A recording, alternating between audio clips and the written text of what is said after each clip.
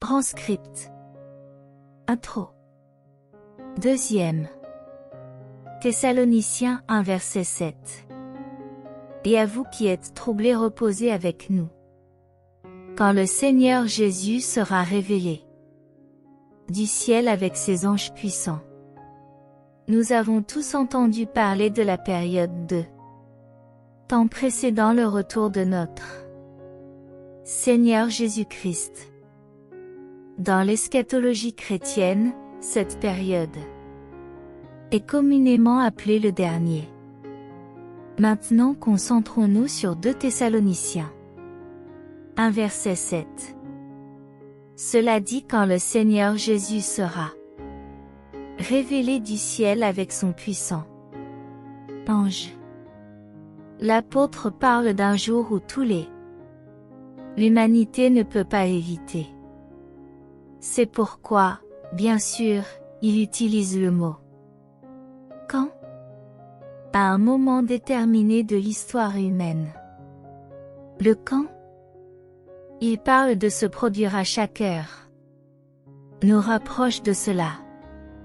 Quand l'apôtre parle de chaque jour, nous rapproche de cela lorsque l'apôtre parle du temps qui bouge. L'histoire bouge, les jours sont lents. Être coché sur le calendrier. Nous déplacer de si près au jour le jour. Quand le Seigneur Jésus sera révélé du ciel avec ses anges puissants.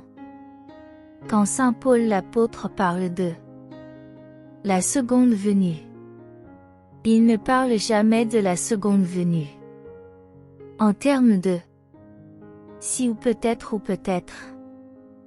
Il dit quand il y a une certitude dans son langue.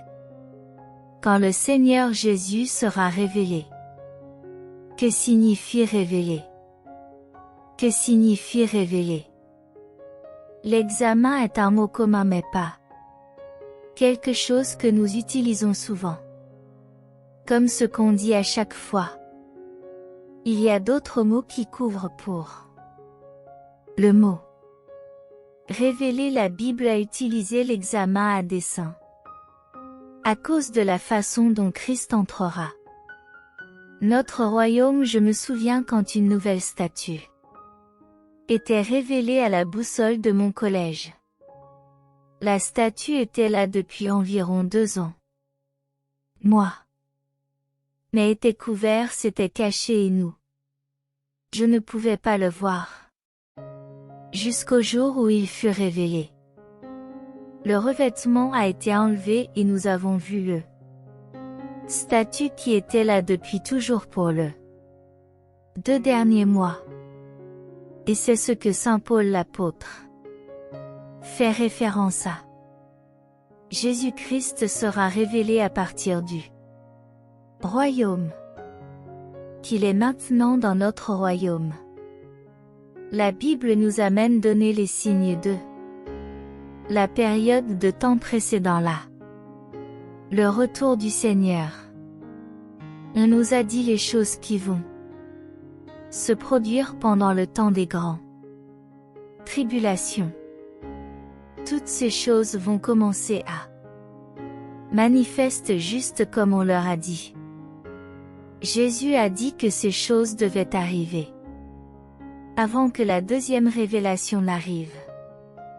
Ce ne sera pas possible pour la seconde révélateur de se produire si ces signes ne se produisent pas.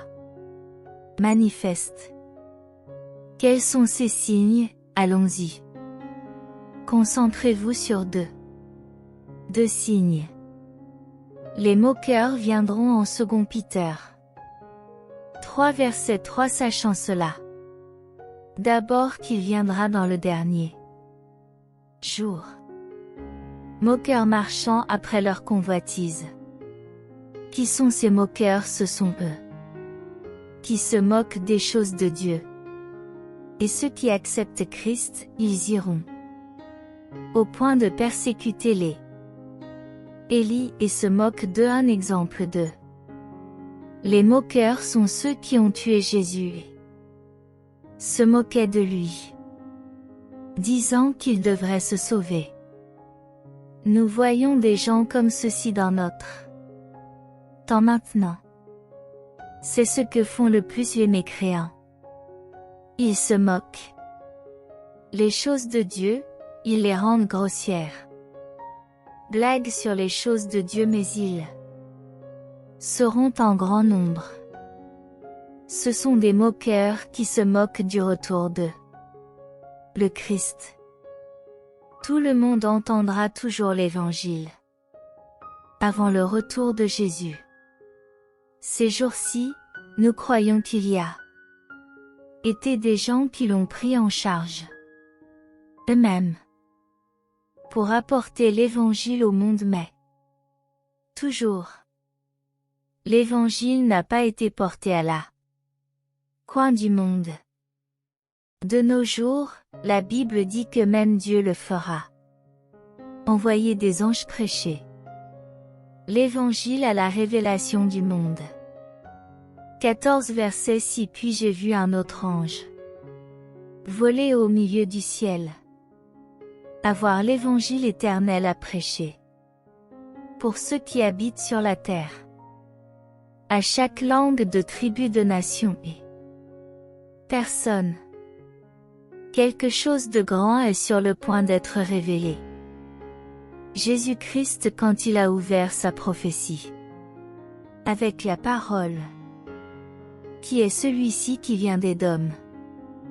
Ésaïe a utilisé cette déclaration pour décrire la gloire et la puissance avec lequel le Christ reviendra à son deuxième apparition.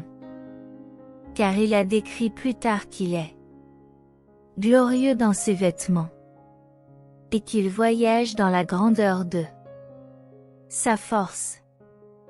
Les paroles d'Isaïe sont en directe connexion avec la chanson de Myriam dans Exode 15 verset 11, quand elle a chanté une chanson de victoire sur les ennemis égyptiens, quand elle dit: qui est semblable à toi, Seigneur, parmi les dieux, qui est comme toi, glorieux en sainteté, craintif dans les louanges, faisant des merveilles.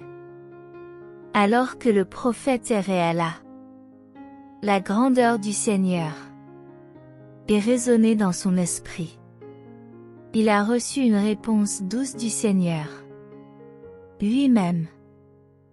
Moi qui parle avec droiture, puissant pour sauver. Ainsi, nous voyons que le retour du Seigneur est d'établir la justice et de sauver son peuple. Cet événement prophétique qui a été vu par Ésaïe se produit avant la bataille d'Armageddon. Jérémie 49 22 confirmait la prophétie d'Ésaïe par poursuivre la description de quel type d'événement ce sera quand le Christ reviendra. Voici, il montera et volera comme le aigle, et déploya ses ailes sur Bassora. Et en ce jour-là, le cœur de la puissants hommes d'Édom soit comme le cœur d'une femme dans ses douleurs.